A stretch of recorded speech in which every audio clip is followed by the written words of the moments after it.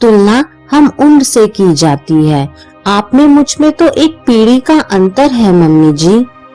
उर्वी जल्दी से नहाकर पूजा पाठ करके रसोई में आई और नाश्ते में आलू की कचौरियां बनाने की तैयारी करने लगी। जब तक उसने तैयारी की तब तक सभी लोग नाश्ते के लिए डाइनिंग टेबल पर आ गए। उर्वी थोड़ा सा घबरा रही थी क्योंकि अभी वो पाक कला में बहुत निपुण नहीं थी। उसे डर था कि अगर कहीं कचौरियां सही नहीं बनी तो हमेशा की तरह आज फिर उसकी सासू माँ अर्चना जी उसको ताने देगी। उर्वी की शादी को 1 साल ही हुआ था। उर्वी और कपिल में 6 साल का अंतर था। उर्वी अभी मात्र 21 साल की ही थी। पिता की तबीयत के खराब रहते उसकी शादी बहुत जल्दी कर दी गई थी, इसलिए अभी बहुत बचपना भी था उसमें। पर ससुराल में बहू का बचपना कब देखा जाता है? वहाँ तो उसको वास्तविक उम्र से परे एक सर्वगुण संपन्न, परिपक्व और कुशल व्यक्ति ही समझ लिया जाता है। साथ ही उससे ये भी अपेक्षा की जाती है कि सदा ही वह मौन व्रत धारण रखे। कपिल की बहन कविता भी उर्वी से 3 साल बड़ी थी, पर वो बेटी थी तो उसकी कार्य कुशलता पर उंगली उठाने वाला कोई नहीं था। उर्वी वहाँ रसोई में गरम गरम कचौरियां तैयार कर रही थी। जैसे ही उर्वी ने कढ़ाई में कचौरियां बनानी शुरू की, वैसे ही कुछ कचौरियां ज्यादा आलू भरी होने के कारण फूटने लगी और साथ ही अर्चना जी का गुस्सा भी फूटने लगा।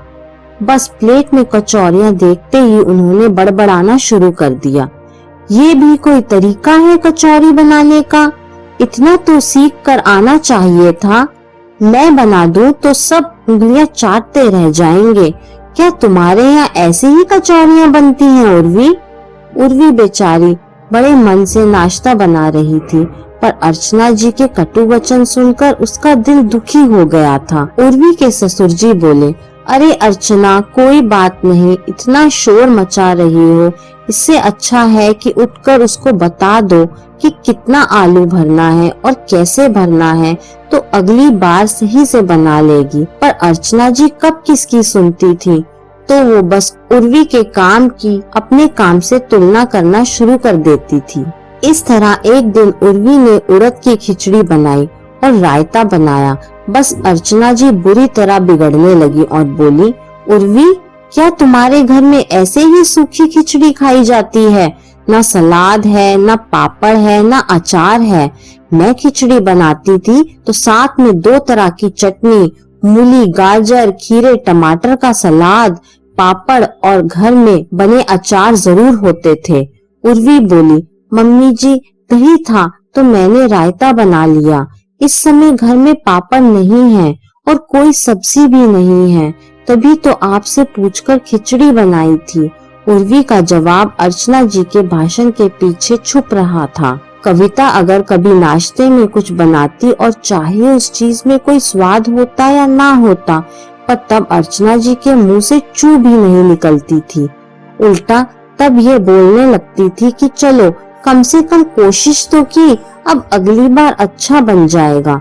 उर्वी बस ये सोचती रह जाती कि मेरे घर की बहू होना ही दोष है, जो मुझे माफी और सुधार का दूसरा मौका नहीं मिलता। एक दिन अर्चना जी उर्वी से बोली, उर्वी चलो कटहल का अचार रख दो, घर के अचार की बात ही अलग होती है, कपिल और कविता दोनों को बहुत पसंद है। उर्वी ने साधारण तरीके से उत्तर दिया, मम्मी जी, मुझे अचार रखना नहीं आता, मैंने कभी नहीं रखा, घर में मम्मी और दादी ही रखती थी, कहीं मुझसे खराब ना हो जाए। बस इतना सुनते ही अर्चना जी बहू पर बरस पड़ी, तुमको आता ही क्या है, अपने घर से क्या सीख कर आई हो, हर चीज तो खराब कर देती हो। मैं हर तरह का अचार रख लेती हूँ, कोई ऐसी चीज नहीं है जो मैं बनाऊं और खाने वाला तारीफ किए बिना रह जाए। तुमने उस दिन दही बड़े बनाए थे, वो भी अच्छे नहीं बने थे। कभी सब्जी में स्वाद नहीं होता, कभी दाल में, मीठे में तुमको खीर छोड़कर कुछ बनाना नहीं आता। मुझे देखो, कोई ऐसी मिठाई नहीं है जो मैं बना लूं और वो हलवाई की दुकान से कहीं पर से स्वाद में कम हो।